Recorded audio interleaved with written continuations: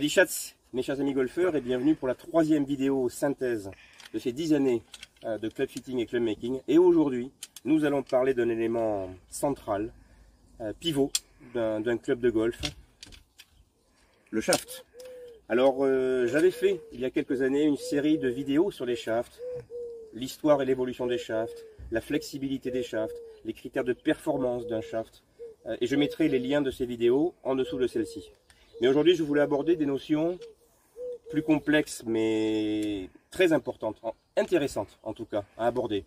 Puisque, au-delà de la rationalité d'un shaft, au-delà des chiffres que l'on peut chercher à comprendre et qui expliquent les différences de shaft à shaft, notamment la notion de profil de shaft, eh bien, il y a en fitting un élément important qui se passe assez souvent et qui est un élément beaucoup plus irrationnel. Et on m'a posé la question d'ailleurs la semaine dernière, un golfeur m'a posé cette question par rapport à ma dernière vidéo, quid du feeling du golfeur par rapport à la sélection d'un club de golf, d'un shaft, etc. Je pense que c'est ça qu'il avait voulu dire.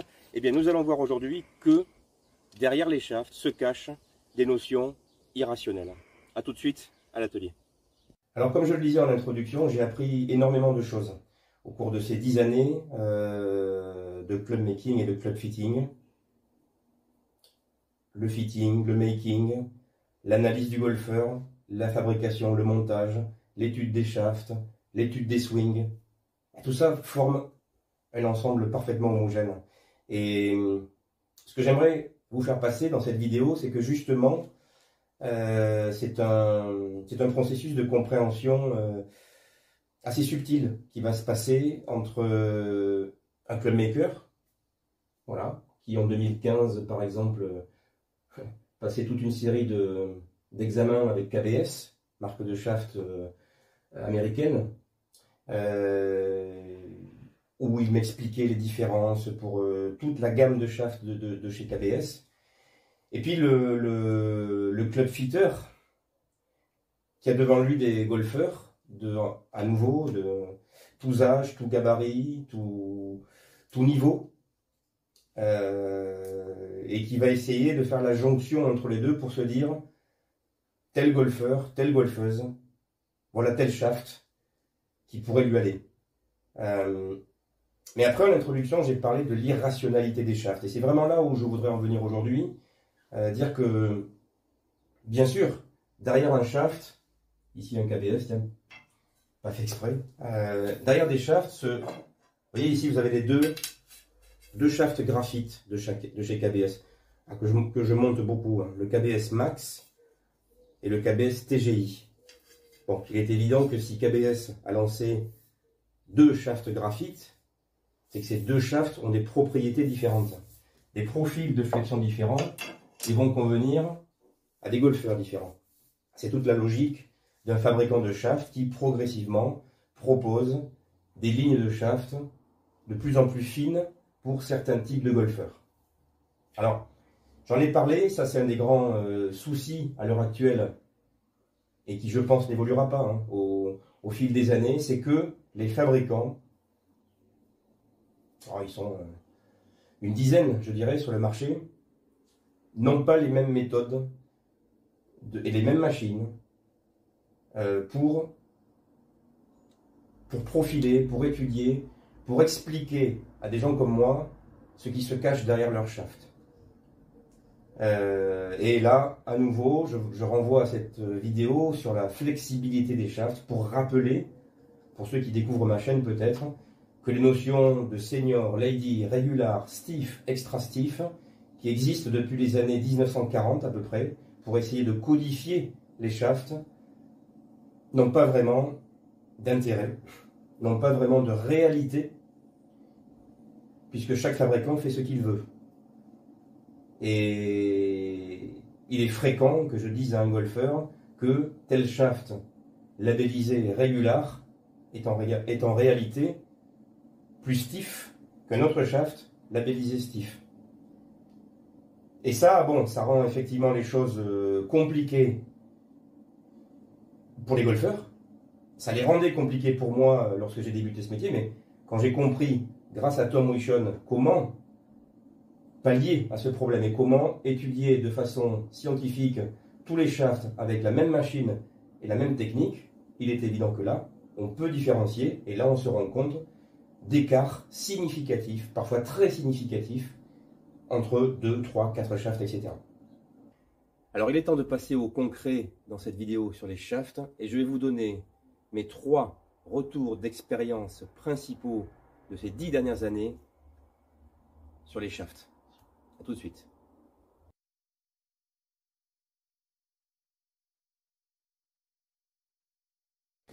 Et oui, c'est le premier constat qui crève les yeux au bout de 10 ans. La très grande majorité des golfeurs qui viennent me voir en fitting, je dirais de plus de 40 ans, ce qui est la grande majorité des golfeurs qui viennent me voir, eh bien ces golfeurs ont systématiquement des shafts trop lourds et trop raides dans leur sac. Et notamment au niveau des fers et des wedges, et j'y reviendrai dans la partie numéro 2, dans quelques instants. Et j'ai envie de dire que, d'un point de vue statistique, je pense que plus on va en âge chez les golfeurs qui viennent me voir, et plus ce scénario est avéré, shaft trop lourd, shaft trop raide.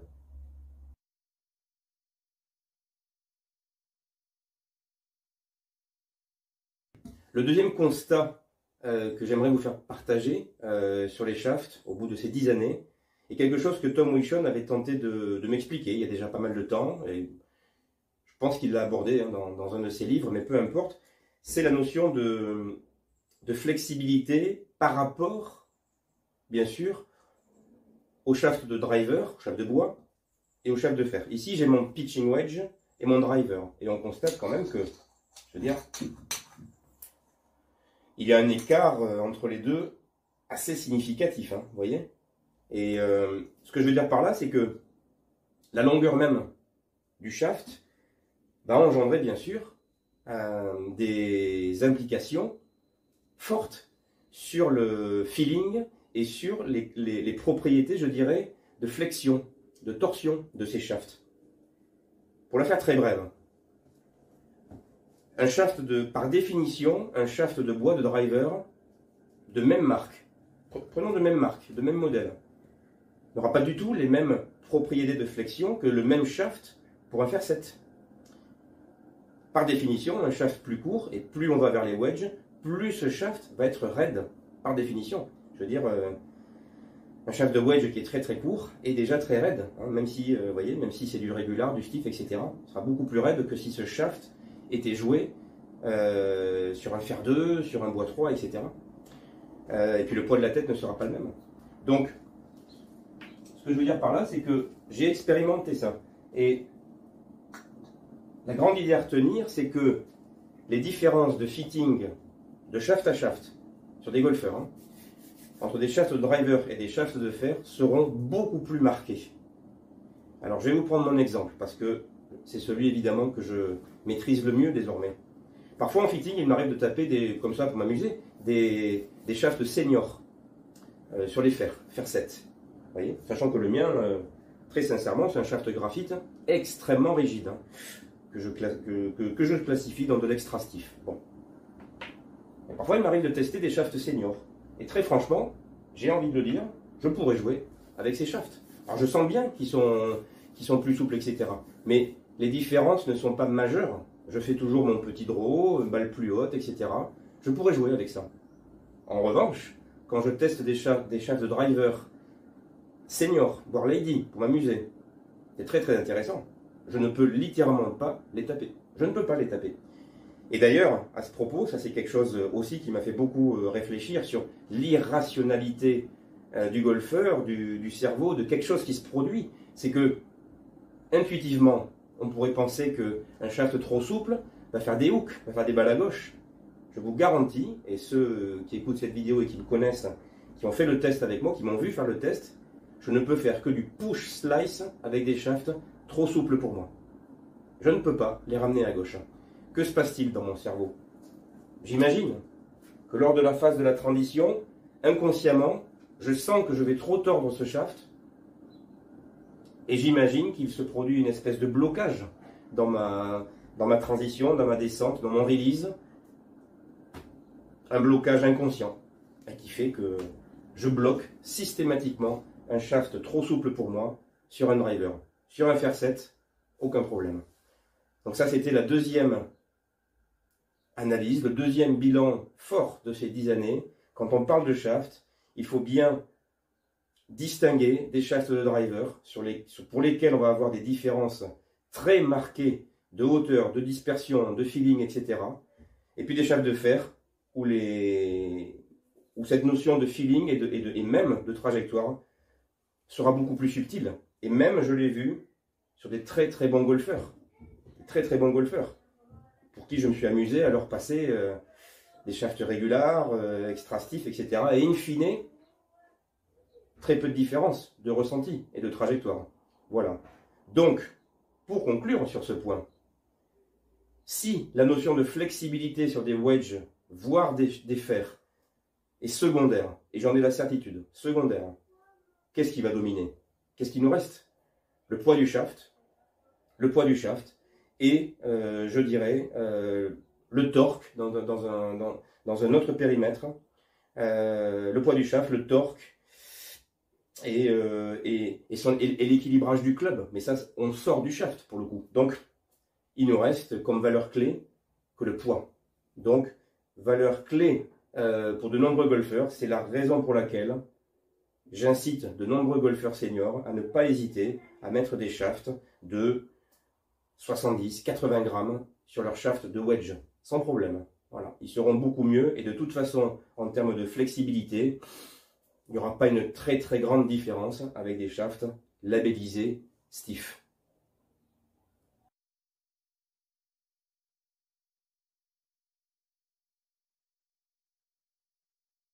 Troisième et dernier constat au bout de 10 ans sur les shafts, qui je pense va peut-être faire bondir certains de leurs sièges.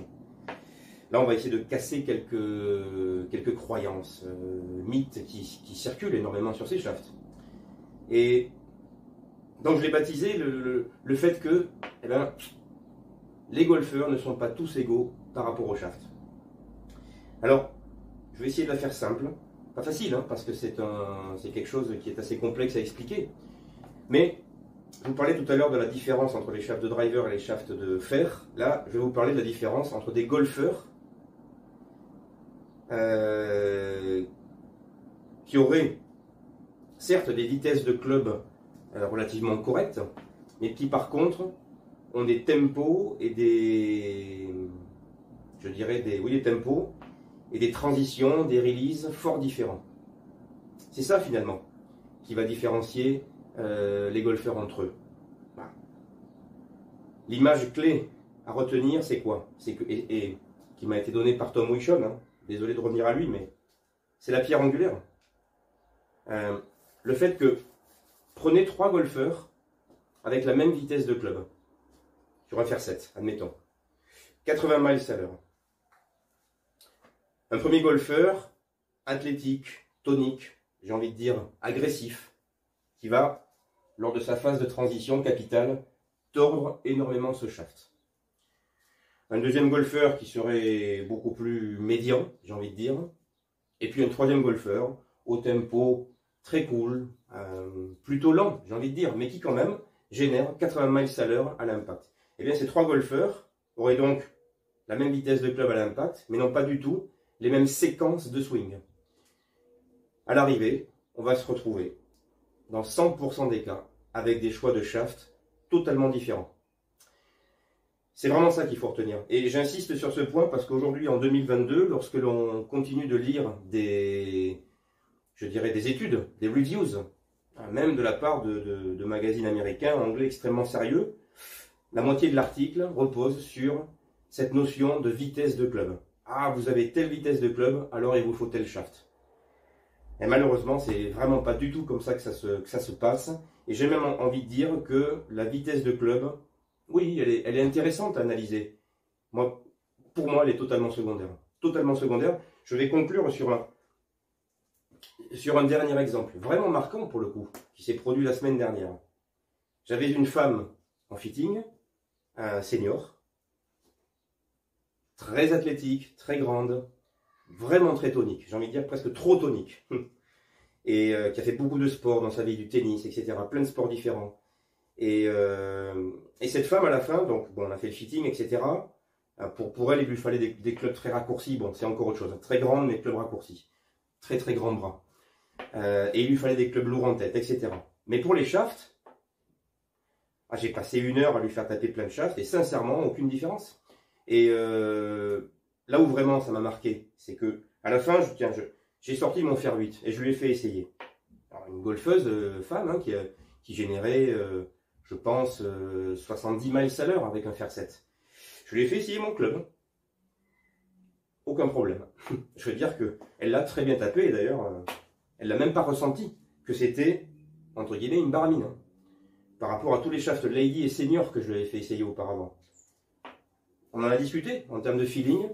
Non, je vois pas trop d'écart. Bon. Et on pourrait se dire, bon, voilà une golfeuse qui n'a pas de ressenti, etc. Mais non, parce que ce cas-là, je l'ai vu et revu. Pour plein de golfeurs, finalement, c'est vraiment pas la vitesse de swing qu'il faut regarder, c'est leur séquence de swing, c'est leur tempo, c'est leur agressivité ou leur coolitude. À l'inverse, j'ai vu un golfeur très très cool récemment, qui pourtant tape fer 7 à 145 mètres. Quand je lui ai fait essayer un shaft plus léger et plus souple, alors que j'aurais dû, en théorie, lui conseiller un shaft plus raide, il s'est senti très très bien avec ce shaft et je n'étais pas étonné du tout. Encore une fois, la variable clé pour lui, c'était un shaft de 50 grammes. Voilà, bon, il se trouve que c'était un senior flex.